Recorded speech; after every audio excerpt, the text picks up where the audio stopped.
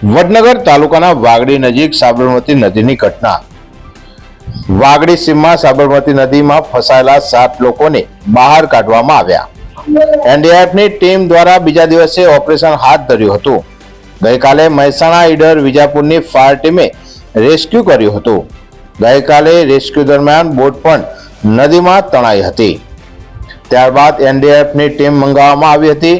સાંજે અંધારું થતા ઓપરેશન અટકાવવામાં આવ્યું હતું અને વહેલી સવારથી જ ઓપરેશન હાથ ધરવામાં આવ્યું હતું।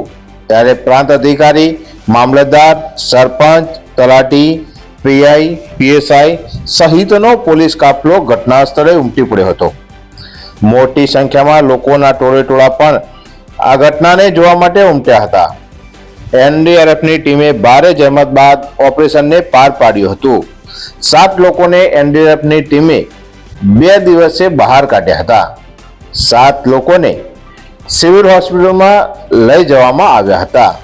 આ અંગે વધુમાં પ્રાંત અધિકારી શ્રી અમિતભાઈ ચૌધરીએ નિવેદન આપીને જણાવ્યું હતું કે ગઈકાલે શનિવારે બપોરે 12-1 કલાકની વચ્ચે અહીંના જૂની વાગડી ગામ તાલુકો વડનગર ત્યાંથી ગ્રામીણ રાજેન્દ્રસિંહ દ્વારા વહીવટીતંત્રને અને પોલીસ તંત્રને જાણ કરવામાં આવી કે પાણીનો પ્રવાહ વધુ છે અને એની અંદર 5 થી 7 માણસો ટ્રેક્ટર લઈને ગયેલા છે અને સામે બેટ ઉપર ફસાઈ ગયેલા છે।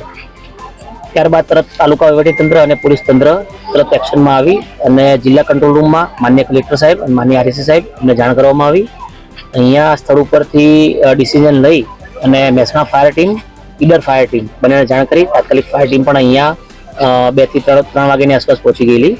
ત્યારબાદ ધરોઈ ડેમમાંથી પાણીની છોડવાના લીધે સતત એનો ફ્લો બહુ અતિશય વધારે હતો।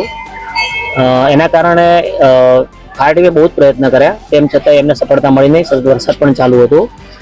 પછી ડિસિઝન લેવામાં આવ્યું કે એનડીઆરએફ ટીમને જાણ કરવામાં આવે। તો માન્ય કલેક્ટર સાહેબ અને માન્ય આરએસ સાહેબના માર્ગદર્શન હેઠળ ગાંધીનગર એસઓસી ખાતે જાણ કરવામાં આવી અને ત્યાંથી એનડીઆરએફની ટીમ એમના અધિકારીશ્રીઓ એટલે સાંજે 7 વાગ્યાની આસપાસ અહીંયા પહોંચી ગયેલા। ત્યારબાદ સતત વરસાદ અને ફ્લો વધારામાં હતો, એના કારણે સતત એસેસમેન્ટ કરવામાં આવ્યું 9-10 વાગ્યા સુધી। પરંતુ એની અંદર જોખમ વધારે હોય અને રાતનો સમય હોય, અંધારું હોય, સવારે વહેલા 5:30 ઓપરેશન કરવા માટેનું નક્કી કરવામાં આવ્યું અને વહેલી સવારે 5-5:30 ટીમે સતત ઓપરેશન ચાલુ રાખી અને 8 વાગ્યા સુધીમાં સતત 7 માણસોને જીવિત બહાર કાઢી દેવામાં આવ્યા છે। આ લોકો ખનિજ ચોરી કરવા ગયા હોવાનું અનુમાન લગાવવામાં આવ્યું છે, તો તેના વિશે શું કાર્યવાહી કરવામાં આવશે? લોકો ટ્રેક્ટર લઈને અંદર ગયેલા છે, એ બાબતમાં ખાણ ખનીજ વિભાગને પણ જાણ કરવામાં આવી છે અને આગળની કાર્યવાહી પાણીનો ફ્લો ઓછો થશે એ સાથે કરવામાં આવશે। બ્યુરો રિપોર્ટ, રાષ્ટ્ર વિચાર, ગુજરાતી ન્યૂઝ। અહેવાલ મનોજ ઠાકોર, ખેરાલુ।